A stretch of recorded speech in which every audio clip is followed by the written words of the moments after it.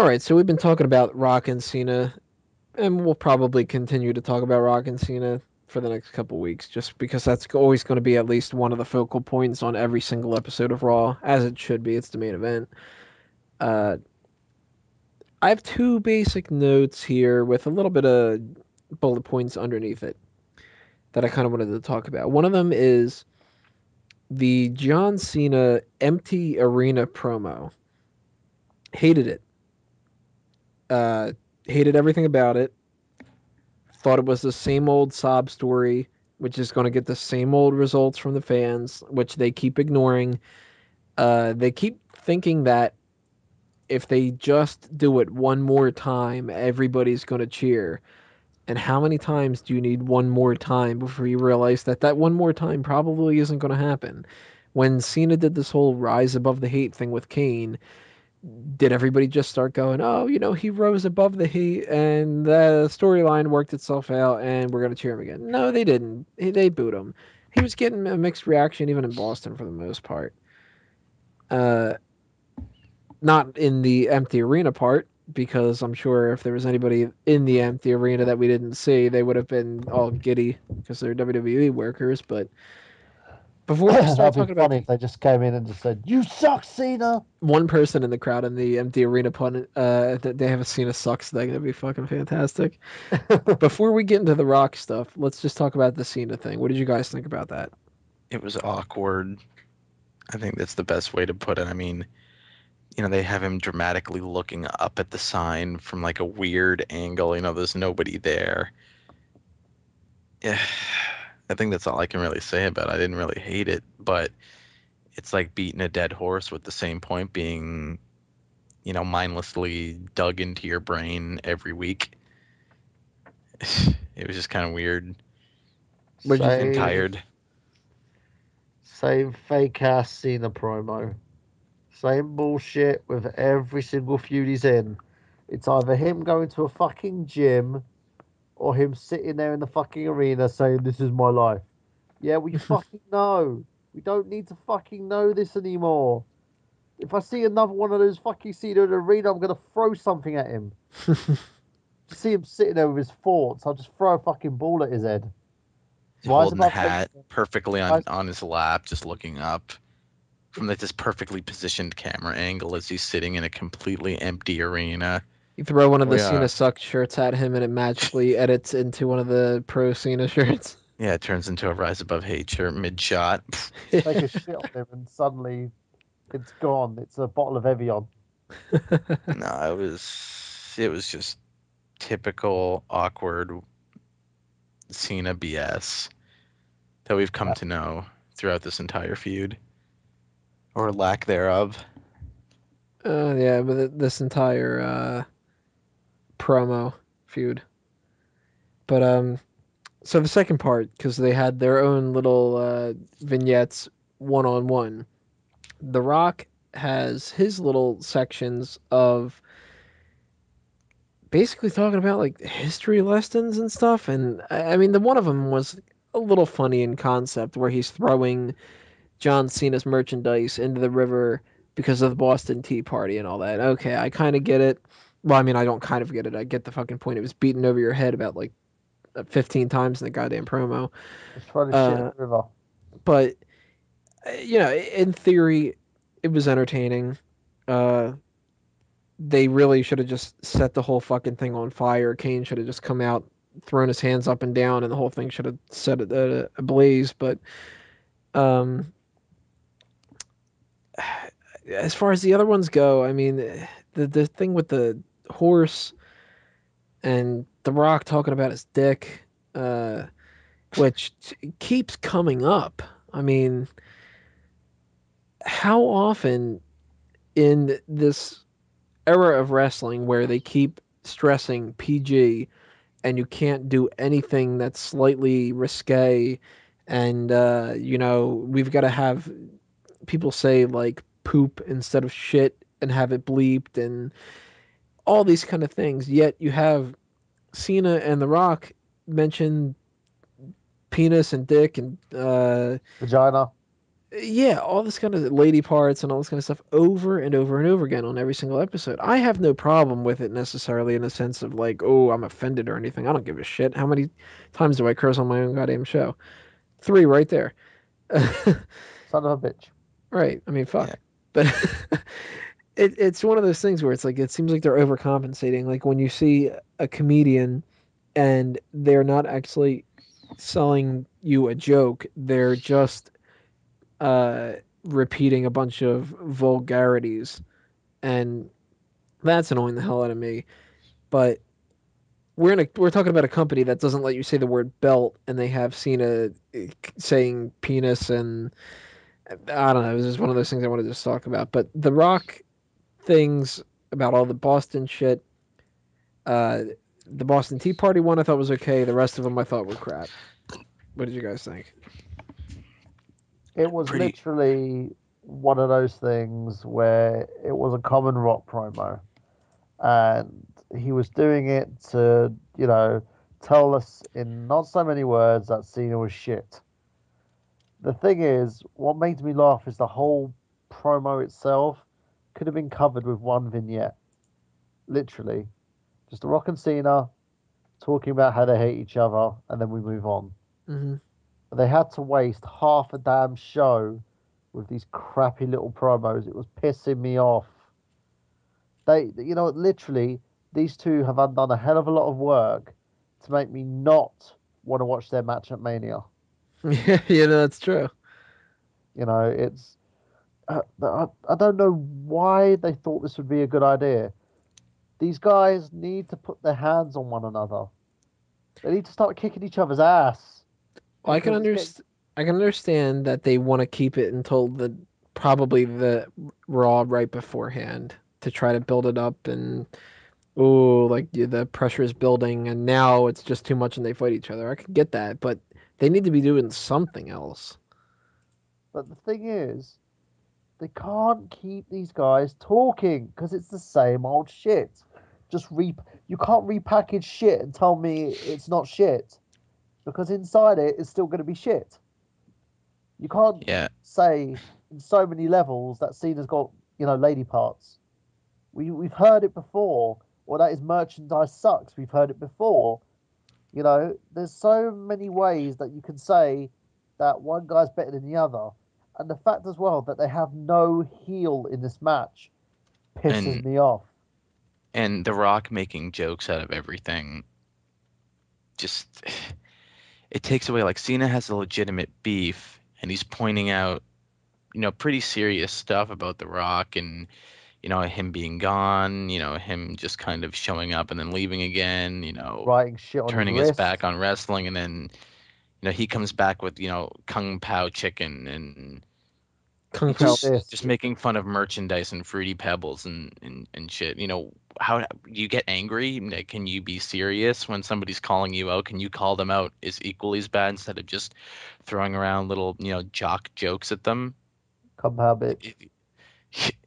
Yeah, it's I find that takes away from what they're trying to do here. I mean, can he come back from Cena's argument? Can he debate him? You Apparently know, not, unless the whole wrist because thing. I hope I'm making sense in what I'm trying to say here. No, I agree because it's even when you're basically like debating something, if you want these guys to have clear cut, oh, cheer me, because this is what this whole thing's about. One is trying to get the audience to side with him, and the other is trying to get the audience to side with him. So they're trying to make valid arguments while the audience don't side with the other guy, but it's turning into a situation where who can make the funniest poo poo joke? Hmm. You know, We'll bring Chinese how food into this conversation. We'll bring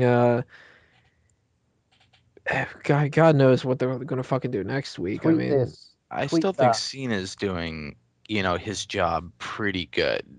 I mean, when they're actually in the ring confronting each other, I think he's, holding his end of the bargain very well. It just The Rock just doesn't counter it very well. He just goes back to the same old shtick.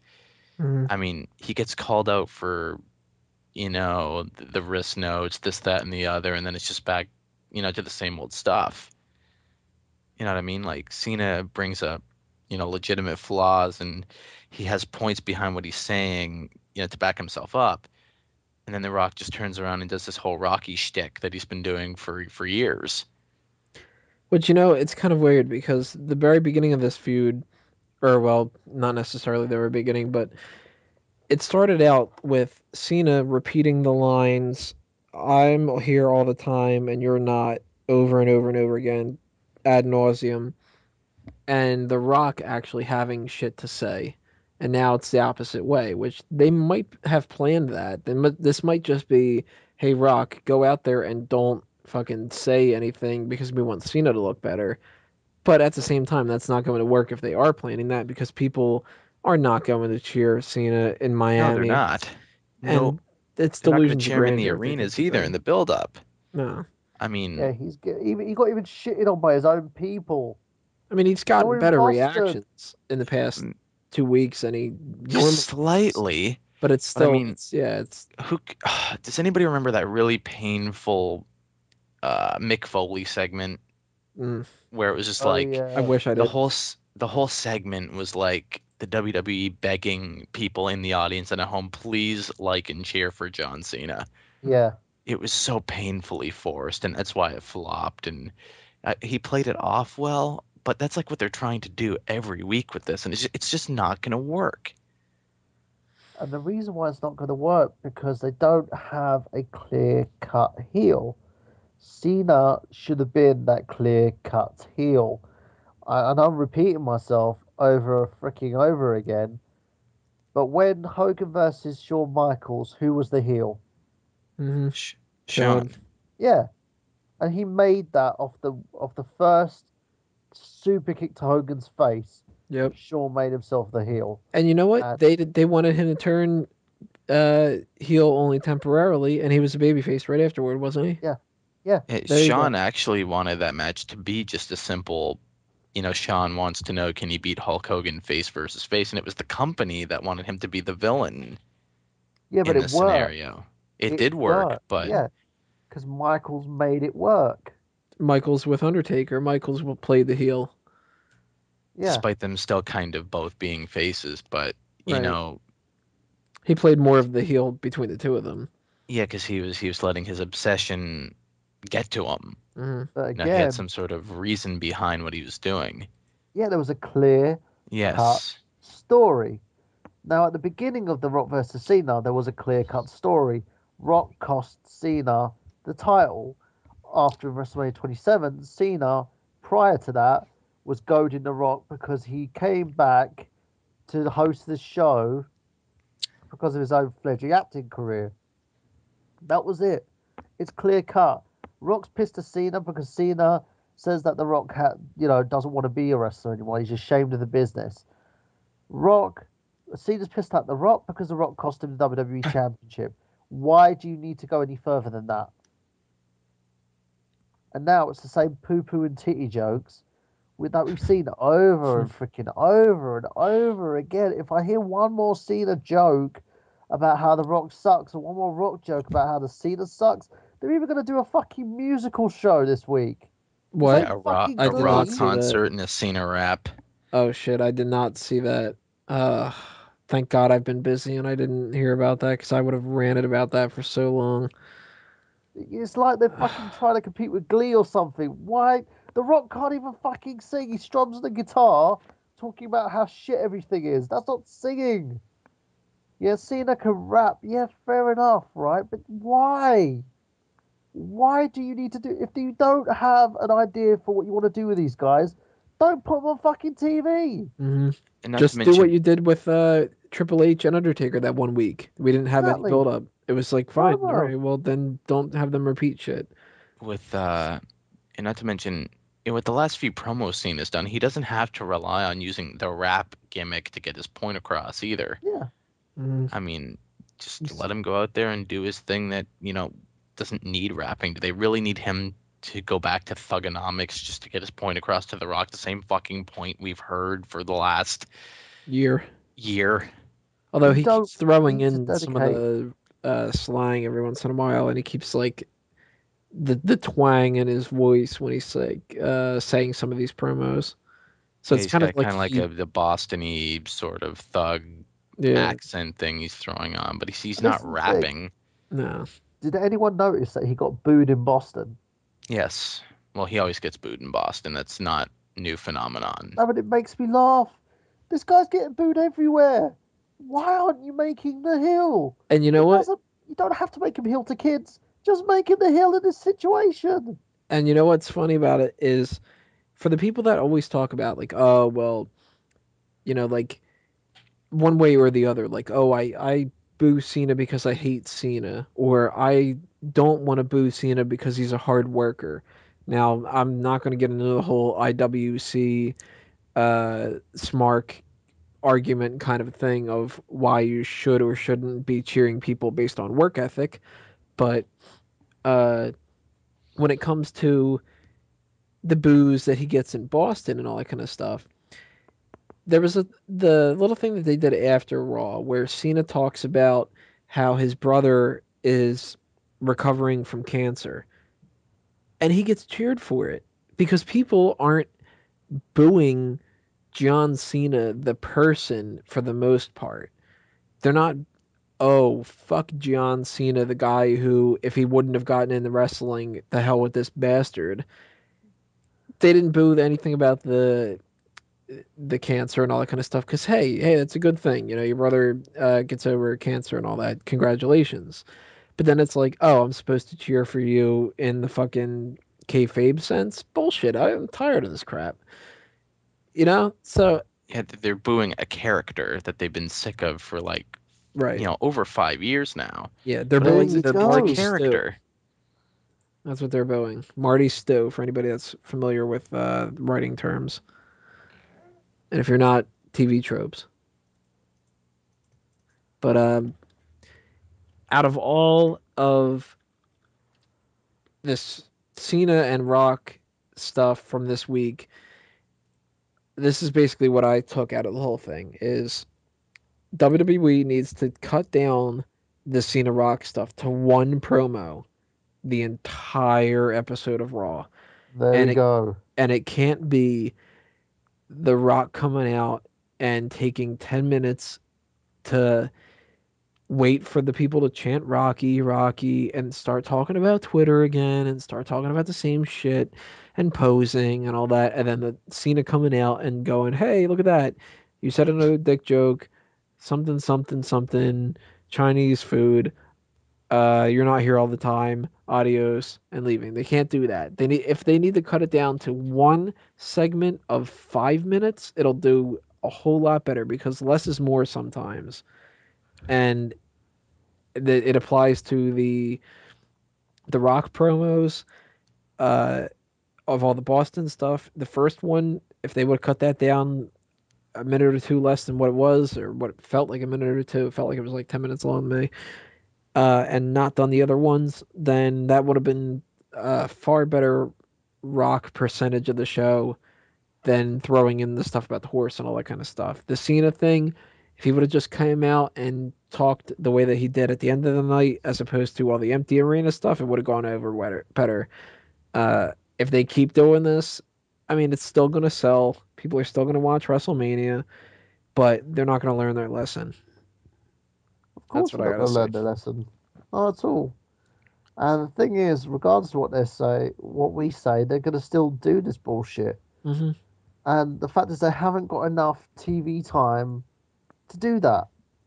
Because they do these promos, and they show them again on SmackDown, then they show them on Superstars, then they show a promo of a promo, and it's just not worth it. One short promo, that's it, and let everyone else work. Final You thoughts know, about this, Braden? Uh, I just don't want them, there's a thing called oversaturation, and that's kind of what they're doing with the main points that these guys are bringing across, and it's just getting stale. Mm-hmm. I mean, if you want to continue a feud, you have to write differently, and you have to have these guys do something different to keep the feud fresh and to build, that creates hype. and they're not doing a good job of, making interesting, compelling television with these two. It's like rehashing. It's like, well, I've seen this episode before. Haven't these guys already brought this up? Right. Haven't we seen them already talk about this? If they want it to go over well, you need to have these guys do something different and bring something fresh to the table. And for whatever reason, the creative team isn't doing that. They're doing the same old shtick that it seems like I'm watching an episode of Raw from like 2011. It really does, and that's a problem, and that needs to be fixed, or else the hype train's gonna like screech right before WrestleMania, and that's not a good thing. All right, so that about wraps up episode 19. A couple little things I want to mention here, but first I'll give you guys your plugs. Go for it. I'll just plug my YouTube page. That's www.youtube.com/spoodbeast, SPOODBEEST. Yeah, I've still got my site going up, www.nerdgenius.com. That's NERDGENIOUS.com. And also have a playthrough going on at the moment on my YouTube channel, The Nerd Genius. And we'll be debuting my new show this Sunday called Rewriting the Book. So if you guys are fed up with feuds and bits and pieces, send me an email, tell me what you want to do with it, how you want to rebook it, and we'll do that for you. That's Michael Burhan at nerdgenius.com. And two little things that I want to mention, other than episode 20 coming up next week.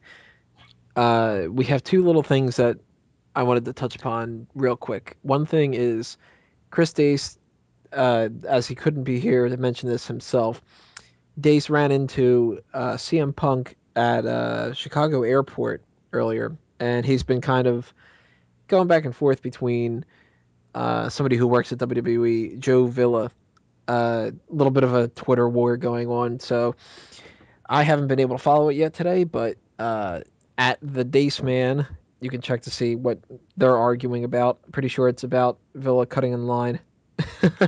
Seriously? Yeah, I don't know. I'll double check it later and maybe post something about it. I don't know, on the website. Number two is this coming Wednesday is going to be when the voting ends for the pre-tournament bracket setup of the hottest Divas versus hottest Knockouts tournament that I've been trying to figure out. At the moment, we have a couple people that are going to get knocked out. 5 names are going to get knocked out of the tournament before the tournament even begins. And you can go to smarkoutmoment.com and pick 5 people on the vote. Now, you pick 5 at the one time because it's not going to let you vote a second time. So double check that. Cast your votes. The people who have the most amount of votes, the 5 people that have the most amount of votes at the end of Tuesday night will get eliminated, and then the tournament will hopefully start on Wednesday. I'll try to figure out the bracket and get plate number 1 and the first round going on with a bunch of different matches of all of the divas and everything like that. So double check the tournament, double check the website, double check everything that's going on. Go back and watch other episodes of this show. Follow everything, all that kind of nonsense. And I will see you on episode 20. This has been another Smark Out moment, and we're being counted out. See you next time, folks. 5, 2, If you ever take a trip down to New Jersey, you better respect the code and bow down in every singing outro. You'll be singing outro. When Tony Mango thinks that you're out of line, you better watch out, boy, or you'll be singing outro. He carries a tase and he wears a tutu. You better watch out, or he'll be coming after you singing outro. Or you'll be singing outro. When Tony Mango thinks that you're out of line, you better watch out, boy, or you'll be singing outro. Woo! It's funny because it's true.